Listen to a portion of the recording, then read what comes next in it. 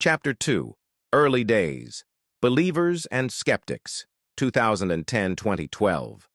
The first block had been mined, the first transaction had been sent.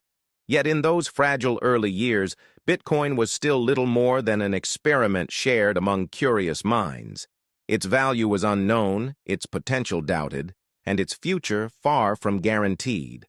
This chapter tells the story of how a fringe idea began to take its first uncertain steps into the world, attracting true believers, harsh critics, and eventually the attention of regulators and criminals alike.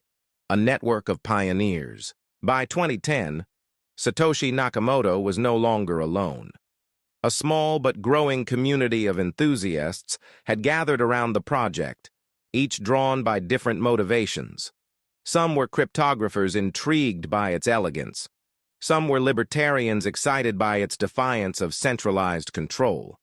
Others were hobbyists who simply loved tinkering with new technology. Among them was Hal Finney, already a legend for his role in encryption.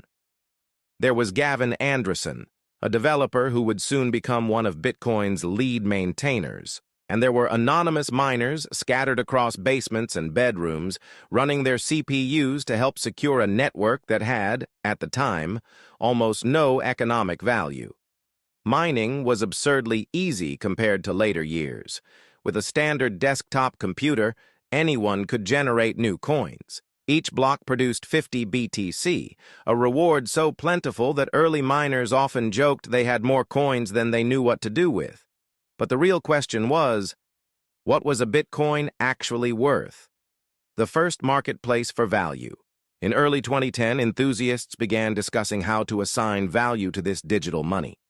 On online forums, people speculated, was one Bitcoin worth a cent, a fraction of a cent, or nothing at all? Then came a bold experiment. On May 22, 2010, a programmer named Laszlo Hanyecz offered 10,000 BTC in exchange for 2 pizzas. It took a few days, but eventually another community member ordered the pizzas for him and accepted the coins. It was the first documented purchase of a physical good with Bitcoin. At the time, 10,000 BTC was worth about $41, the cost of 2 large pizzas delivered in Florida.